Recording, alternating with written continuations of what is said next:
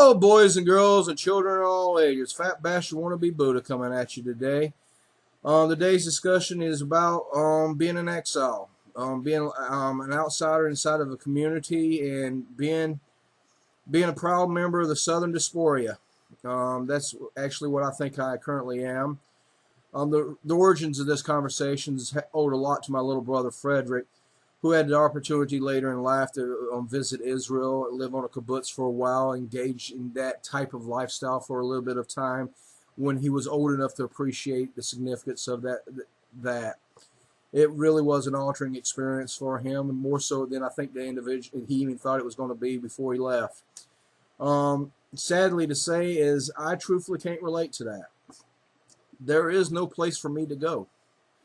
I am a Southerner and proud member of the South. I no longer hide and mask my accent anymore. I used to for a long period of time because people do think you're a lot more stupider when you do talk a certain way. And I even got rid of my 50-cent words by and large. There was a point in my life in which I talked like an academic who read way too much post-structural deconstruction and had a lexicon filled with Marxist and Foucauldian trite. So I pretty much got rid of most of that, and I sort of speak more free verse now, so, and more Southern in a lot of ways. But I am an outsider. I was an outsider in the South when I grew up there. I was always estranged from the community in which I found myself into, and truthfully, as I'm looking back now and as I'm currently in the society I currently find myself in, is I have a very difficult time relating to even the little cosmopolitan, faux liberal society in which I find myself into, and the Palm Beach area of Florida, which is more or less liberal and upper class and extremely cosmopolitan. But it's just as plastic and artificial as what the South had descended into, and that's one of the interesting things I wish sort of discuss about. There's something interesting happened to the South recently, and it's a recent phenomenon, less than 20 or 30 years. The South was the last regional holdout.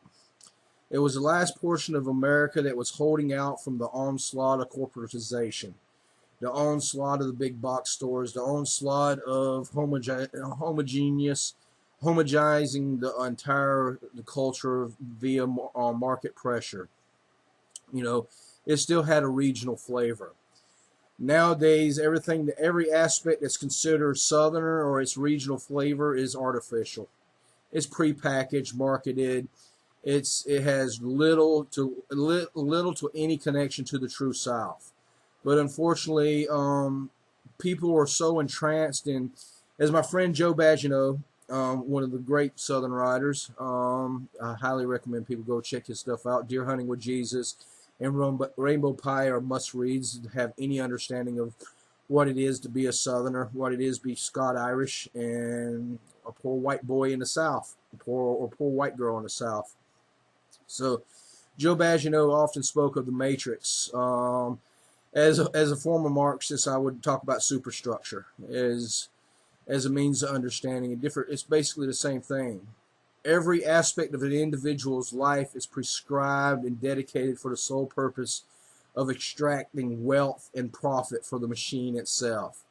Every thought, every behavior, everything that makes that individual who they think they are is prescribed by the society for the sole purpose of maximizing return on investment. That's what it is. And all of Southern tradition and Southern history and Southern culture has been done away with and repackaged, reformulated. That's why you can have these faux controversies like Paula Deen, whether or not Paula Deen is a racist or anything else. My contention is Paula Deen ain't a Southerner. She's never a Southerner. She was a prepackaged Martha Stewart commodity who sold this faux image of what it meant to have Southern cuisine and Southern mannerism and everything else. She wasn't a Southerner. Her food wasn't Southern. Whether or not she was a racist or not, I doubt very seriously that she wasn't. She seemed more like an upper-class Southerner who, like a lot of the pickle vendors, who went out there and maximized, their aspect, and they sold their culture back, and they sold this, I hate to use the term Amos and Andy, but this faux very vulgar, vile understanding of what it meant to be a Southerner back to the society as a whole, and that become the tailored image of what it represented to be Southern. She's a corporate, corporate shill. I think Anthony Bourdain had a good surmise of what she was. She was basically a corporate shill, and it's not that she was or wasn't a racist. She was just a hack, and she was just out there to exploit a market. And most of what you find out there are the individuals who are parading themselves as Southern or true Southerners, from the Duck Dynasty to Glenn Beck to to Alex Jones. All they're doing is exploiting a market, and it's pretty sad to watch it. That ain't the South. Never was the South. But the South died a long time ago, and some aspects of the South should have died. But unfortunately, the Republican Party didn't honor their agreements after Appomattox, and they didn't get rid of the big landed plantation systems, and they didn't break up the big fortunes, and they allowed the plantation owners to go back in charge, and we had another 5-6 generations of pure ignorance in the same fiefdoms. They always ran the place or still running it, who had no greater ambition other than to sell their people off into bondage for the cheapest price they could get to maximize return on themselves. And they kept the people stupid and extremely passive and docile. Fed them religion and sex and tripe and personal hatred, and pretty bad. But that's beside the point, and I'm rambling a lot right there. A lot of resentment, and it's a twofold resentment. It's a lot of hatred and resentment for the poor whites and the crackers that allowed themselves to be manipulated by the same plantation owners that they always got manipulated by, and the same trite middle class liberal faux hatred of these same crackers for being ignorant bigots. So I hate both sides currently. So I'm still working through that in life. But something interesting happened in the South and around, at least in my lifetime, that I can sort of remember. And it sort of happened in the late 70s, early 80s, and that's what I was going to discuss really briefly and try to get an understanding of maybe what happened and the reason we got the politics that we currently have.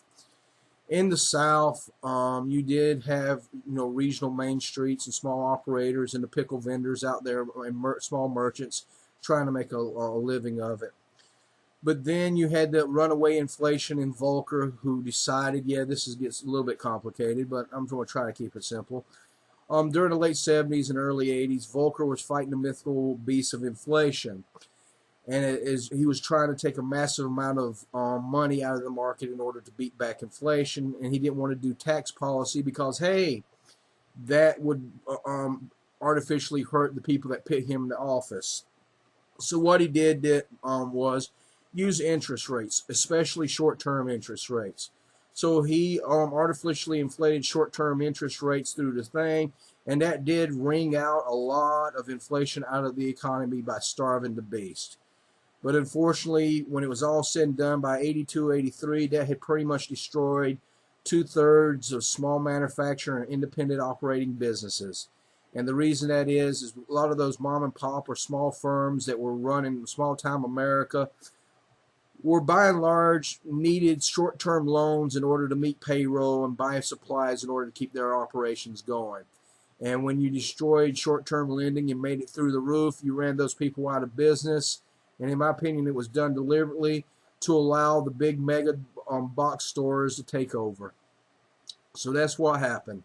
All the small family owners and merchants and mom and pop businesses got run out of business by the big, huge box stores at the onset of the big box culture of the Home Depots, Lowe's, Walmarts. You know who they are. They pretty much ground down small town America.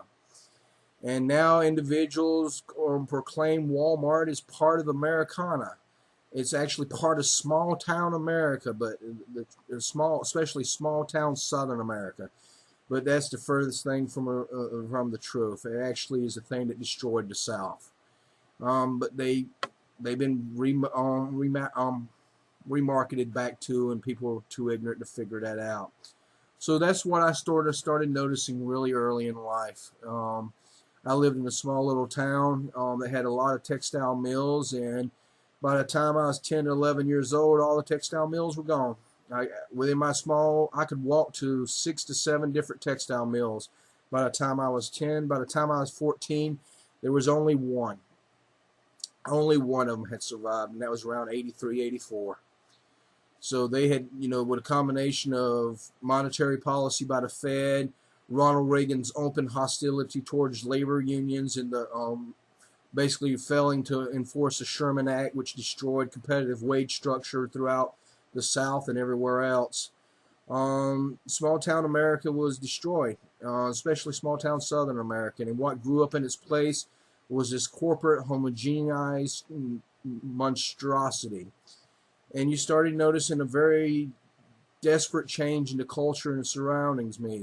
The church itself started taking on this very nihilistic, very end times, revolutionary, apocalyptic thinking that truthfully really was marginalized in the South in the 70s. It was pretty well shunted over into what to be bigoted about it. They used to call them the Church of God, Church of Godders. The Church of God was the people that were, speaking in tongues, the end times, and the rapture, and all that nonsense.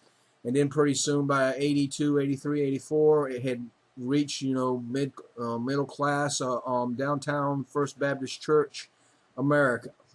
We're all of a sudden trapped in, this right-wing end times nonsense, and people became very hate-filled, very bitter and antagonistic, and that's the culture that has been left in the South.